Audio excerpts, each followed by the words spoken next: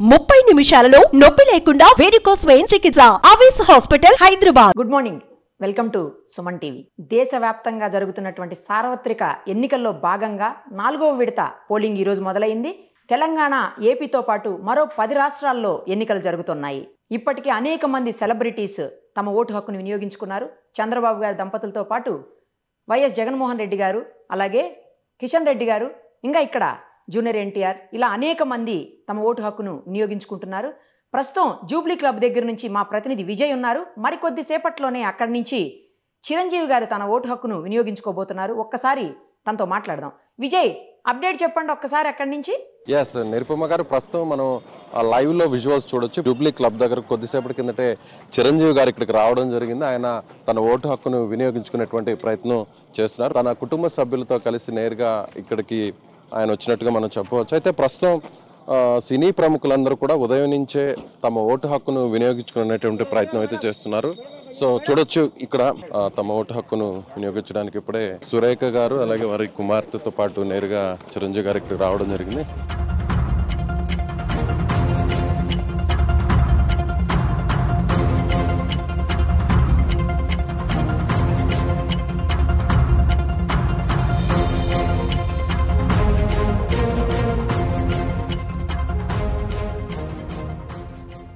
చిరంజీవి గారు, వారి కుటుంబ సభ్యులు సురేఖ గారు, సతీమణి సురేఖ గారు, అలాగే కుమార్తె సుస్మిత గారితో పాటు నేరుగా ఆయన జూబ్లీ క్లబ్కు రావడం జరిగింది. ఉదయం నుంచి కూడా సినీ ప్రముఖులు అలాగే రాజకీయ ప్రముఖులందరూ కూడా తమ ఓటు హక్కును వినియోగించుకుంటున్నారు. హైదరాబాద్ నగరంలో ముఖ్యంగా మాజీ రాష్ట్రపతిగా ఉన్నటువంటి, ఉపరాష్ట్రపతిగా ఉన్నటువంటి వెంకయ్య నాయుడు గారు, ఆయన సతీమణి ఉమా గారితో కలిసి ఆయన జూబ్లీ హిల్స్లోని ఓబుల్ రెడ్డి స్కూల్లో ఆయన ఓటు హక్కును వినియోగించుకున్నటువంటి పరిస్థితి. అదేవిధంగా సినీ ప్రముఖులుగా చూస్తే అల్లు అర్జున్ కావచ్చు, అలాగే జూనియర్ ఎన్టీఆర్ కావచ్చు, కుటుంబ సభ్యులు అంటే వారి సతీమణులతో కలిసి నేరుగా ఓటు హక్కును వినియోగించుకున్నారు.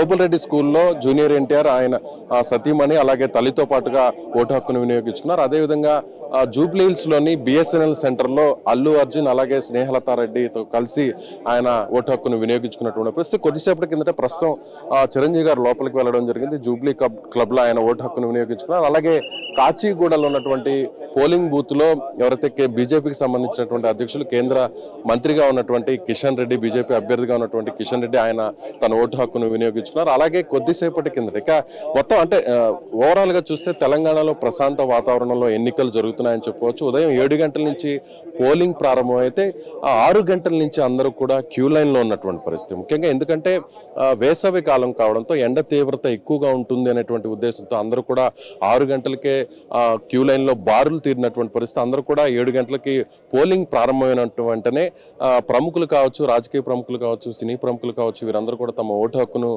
వినియోగించుకుంటున్నటువంటి పరిస్థితి. ప్రశాంత వాతావరణంలో ఓవరాల్ గా ఇప్పుడు తెలంగాణలో 17 లోక్సభ స్థానాలతో పాటుగా ఒక అసెంబ్లీ స్థానంలో ఉప ఎన్నిక జరుగుతుంది. ఏదైతే సికింద్రాబాద్ కంటోన్మెంట్ కి సంబంధించినటువంటి స్థానం ఉందో అక్కడ ఉప ఎన్నిక జరుగుతుంది. సో ఓవరాల్ గా పోలీసు బందోబస్తుని పకడ్బందీగా ఇక్కడ నిర్వహిస్తున్నారని చెప్పవచ్చు. కేంద్ర బలగాలతో పాటుగా రాష్ట్రంలో ఉన్నటువంటి పోలీసులు, అలాగే ఇతర సమీప ప్రాంతాల్లో ఉన్నటువంటి ఎవరైతే పక్క రాష్ట్రాల్లో, పొరుగు రాష్ట్రాల్లో ఉన్నటువంటి పోలీసు సిబ్బందిని కూడా ఇక్కడ వినియోగించుకున్నటువంటి పరిస్థితి చెప్పవచ్చు. సో ఓవరాల్ గా 17 లోక్సభ స్థానాలతో పాటుగా మరొక అసెంబ్లీ స్థానంలో ఇక్కడ ఉప ఎన్నిక జరుగుతుందని చెప్పాలి. సో మనం ఒకసారి చూడవచ్చు, అంటే భారీ ఎత్తున ప్రముఖులందరూ కూడా పెద్ద సంఖ్యలో వస్తున్నటువంటి పరిస్థితి చెప్పాలి. సినీ ప్రముఖులందరూ కూడా ఉదయాన్నే ఓటు హక్కును వినియోగించుకున్నారు. ముఖ్యంగా అల్లు అర్జున్, జూనియర్ ఎన్టీఆర్ ఫస్ట్ ఏదైతే ఓటింగ్ ప్రారంభమైనటువంటి సమయంలోనే ఫస్ట్ వీరే క్యూ లైన్ లో ఉండి ఓటు హక్కును వినియోగించుకున్నటువంటి పరిస్థితి. అదేవిధంగా మరికొంతమంది సినీ ప్రముఖులు కూడా ఓటు హక్కును వినియోగించుకుంటున్నారు. చిరంజీవి గారు వారి సతీమణి సురేఖ గారితో కలిసి, అలాగే కుమార్తె సుస్మిత గారితో కలిసి ఇప్పుడే ఆయన కొద్దిసేపటి కిందట పోలింగ్ బూత్ లోపలికి వెళ్ళినటువంటి పరిస్థితి. ఇక ఏపీ ఎన్నికల విషయానికి వస్తే ఏపీలో ఓవరాల్ గా చూసినట్లయితే 175 అసెంబ్లీ స్థానాలకు, అలాగే 25 పార్లమెంట్ లోక్సభ స్థానాలకు ఎన్నికలు జరుగుతున్నాయి. ప్రశాంత వాతావరణంలో ఎన్నికల పోలింగ్ ప్రక్రియ ఏపీలో ప్రారంభమైందని చెప్పాలి. అయితే కొన్ని చోట్ల ఈవీఎంలు మొరాయించాయి. చాలా ప్రాంతాల్లో కూడా ఉదయం నుంచి కూడా ఓటర్లు బారులు తీరి ఓటు హక్కును వినియోగించుకోవడానికి క్యూ లైన్లో ఉన్నప్పటికీ కూడా కొన్ని చోట్ల ఈవీఎంలు మొరాయించడంతో వెంటనే అక్కడ ఉన్నటువంటి సాంకేతిక సిబ్బంది అక్కడికి వెళ్ళి, ఎన్నికల సిబ్బంది అక్కడికి వెళ్ళి వాటిని సరిచేసేటువంటి ప్రయత్నం చేస్తున్నారు. వాటి స్థానంలో ప్రత్యామ్నాయంగా ఏదైతే ఆల్టర్నేట్గా ఉంచుకున్నటువంటి ఈవీఎంస్ కూడా అక్కడ ఏర్పాటు చేస్తున్నారు. అయితే కొన్ని చెదురుముదురు సంఘటనలతో అక్కడ ఏపీలో ఎన్నికలు ప్రారంభమని చెప్పాలి. ముఖ్యంగా ఏదైతే మాచర్ల నియోజకవర్గం, ఏదైతే పల్నాడుకు సంబంధించినటువంటి జిల్లా ఉందో మాచర్ల నియోజకవర్గంలోని రెంటచింతల ప్రాంతంలో వైసీపీ అలాగే తెలుగుదేశం పార్టీకి సంబంధించినటువంటి ఏజెంట్ల మధ్య, పోలింగ్ ఏజెంట్ల మధ్య చిన్న ఘర్షణ జరగడం జరిగింది. ఇద్దరు కూడా ఇరు పార్టీలకు సంబంధించినటువంటి ఏజెంట్లకు గాయాలైనటువంటి పరిస్థితి ఉంది. అయితే కొద్దిసేపు అక్కడ పోలింగ్ను నిలిపివేశారు. ఆ తర్వాత యథావిధిగా అక్కడ పరిస్థితిని ప్రశాంత వాతావరణంలోకి తీసుకొచ్చాక అధికారులు మళ్ళీ యథావిధిగా ఎన్నికల ప్రక్రియ అయితే ప్రారంభమైందని చెప్పాలి. ఇకపోతే ముఖ్యంగా ఎవరైతే రాజకీయ ప్రముఖులు, ముఖ్యంగా ఎవరైతే సీఎం జగన్మోహన్ రెడ్డి ఉన్నారో ఆయన తన సొంత నియోజకవర్గం అయినటువంటి పులివెందల్లోని బాకరాపురం ప్రాంతంలోని పోలింగ్ స్టేషన్లో ఆయన తమ ఓటు హక్కును వినియోగించుకున్నటువంటి పరిస్థితి.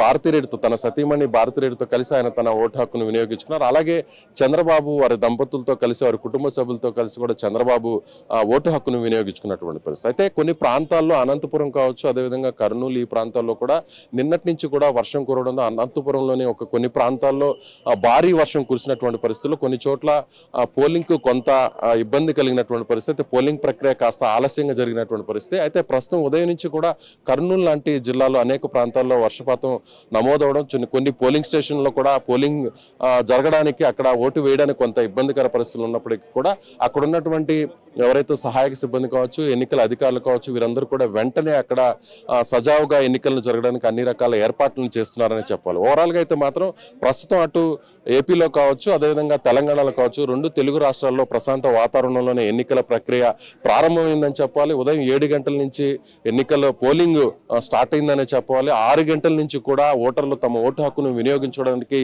బారులు తీరారని చెప్పాలి. నిరుపమ గారు, భారీగా తరలి వస్తున్నారు ఓటర్లు ఏపీ అంతా కూడా అని చెప్తున్నారు. నిజంగా ఇది ఒక రకమైనటువంటి పండగ వాతావరణం నెలకొందేమో అని చెప్పాలి. ఇంకోటి ఏంటంటే బాధ్యతగా ఫీల్ అయ్యి ఖచ్చితంగా ఓటు వేయాలి అన్న ఉద్దేశంతో ఇంతమంది పొద్దున్నే తరలి రావటం అని అనుకోవచ్చా విజయ్? ఎస్ నిరుపమ గారు, అంటే మీరు చెప్తున్నట్టుగా చాలా చైతన్యం వచ్చిందనే చెప్పాలి ఓటర్లు. ముఖ్యంగా యువ ఓటర్లు, ఈసారి 10 లక్షల మంది యువ ఓటర్లు తమ ఓటు హక్కును తొలిసారిగా వినియోగించుకోబోతున్నారు. అటు తెలంగాణ ప్రాంతంలో హైదరాబాద్ లాంటి నగరంలో ఉన్నటువంటి ఓటర్లందరూ కూడా, యువకులందరూ కూడా తమ స్వస్థలాలకు, ఏపీలో కావచ్చు తెలంగాణలో ఉన్నటువంటి తమ పల్లెలకు, ప్రాంతాలకు వారు అక్కడికి వెళ్ళడం జరిగింది. 2 రోజుల నుంచి కూడా చూస్తే అటు బస్సులు కావచ్చు, రైళ్లు కావచ్చు, మొత్తం అంతా కూడా పూర్తి స్థాయిలో రద్దీగా మారాయని చెప్పుకోవాలంటే ఎప్పుడు ట్రాఫిక్ కూడా జామ్ అయింది.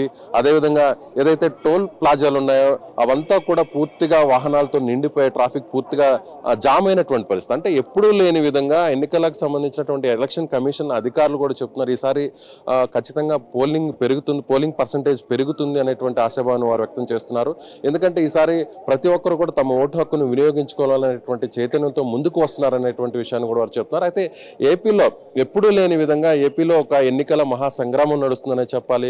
ఓవైపు తెలుగుదేశం పార్టీ, అదేవిధంగా జనసేన, బీజేపీ, 3 పార్టీలు కూటమిగా ఏర్పడడం, అదేవిధంగా వైసీపీ కూడా ఖచ్చితంగా తిరిగి రెండోసారి అధికారంలోకి రావాలనేటువంటి ఒక తలంపుతో అక్కడ కూడా ఎన్నికలు హోరాహోరీగా జరుగుతున్నటువంటి పరిస్థితి. అదేవిధంగా తెలంగాణలో కూడా చూస్తే అటు కాంగ్రెస్ పార్టీ కావచ్చు, అదేవిధంగా బీజేపీ కావచ్చు, బీఆర్ఎస్ పార్టీ, 3 పార్టీలు కూడా ఖచ్చితంగా తమకు మెజారిటీ స్థానాల్లో ఇక్కడ లోక్సభ స్థానాల్లో గెలుపొందాలనేటువంటి ఉద్దేశంతో హోరాహోరీగా ఇక్కడ కూడా తెలంగాణలో ఎన్నికలు జరుగుతున్నాయి. అలాగే ఒక అసెంబ్లీ స్థానంలో ఎవరైతే లాసియా నందిత సికింద్రాబాద్ కంటోన్మెంట్కి సంబంధించినటువంటి ఎమ్మెల్యేగా ఉన్నారో ఆమె రోడ్డు ప్రమాదంలో చనిపోవడంతో ఆ స్థానానికి సంబంధించినటువంటి అసెంబ్లీ ఉప ఎన్నిక కూడా జరుగుతున్నటువంటి నేపథ్యంలో సో ఓవరాల్గా చూస్తే అటు సార్వత్రిక ఎన్నికలు, దేశవ్యాప్తంగా జరుగుతున్నటువంటి సార్వత్రిక ఎన్నికల్లో 10 రాష్ట్రాల్లో, ఏపీ తెలంగాణతో పాటుగా మిగిలినటువంటి అనేక రాష్ట్రాల్లో 10 రాష్ట్రాల్లో 96 లోక్సభ స్థానాలకి ఇవాళ ఎన్నికలు జరుగుతున్నాయని చెప్పాలి. అందులో ముఖ్యంగా తెలుగు రాష్ట్రాల్లో జరుగుతున్నటువంటి ఎన్నికల మీదే జాతీయ స్థాయిలో కావచ్చు, దేశవ్యాప్తంగా కూడా అన్ని పార్టీల్లో కూడా ఒక ఆసక్తి నెలకొందని చెప్పాలి. ఖచ్చితంగా ఏపీలో ఈసారి ఎవరు అధికారంలోకి వస్తారు, తిరిగి వైసీపీ వస్తుందా, లేదంటే కూటమి అధికారాన్ని చేజించుకుంటుందా, లేదంటే అలాగే తెలంగాణలో కూడా కాంగ్రెస్ పార్టీ, ఇక్కడ స్టేట్లో అధికారంలో ఉన్నటువంటి కాంగ్రెస్ పార్టీకి ఎన్ని స్థానాలు వస్తాయి, అలాగే బీజేపీ తమ పట్టును నిలుపుకొని ఎక్కువ స్థానాల్లో ఇక్కడ గెలుపొందుతుందా, అలాగే బీఆర్ఎస్ ఇక్కడ ఎన్ని స్థానాల్లో గెలుపొందుతుంది అనేటువంటి ఆసక్తి ఓవరాల్ గా పొలిటికల్ సర్కిల్స్ లో ఉందని మాత్రం ఖచ్చితంగా చెప్పాలి. Nirupama garu. Yes, thank you Vijay. మరిన్ని అప్డేట్స్ కోసం మళ్ళీ మిమ్మల్ని కాంటాక్ట్ చేస్తాం. Thank you so much. Suman టీవీలో మీ పర్సనల్ అండ్ బిజినెస్ ప్రమోషన్స్ కోసం కింది నెంబర్కి కాంటాక్ట్ చేయండి.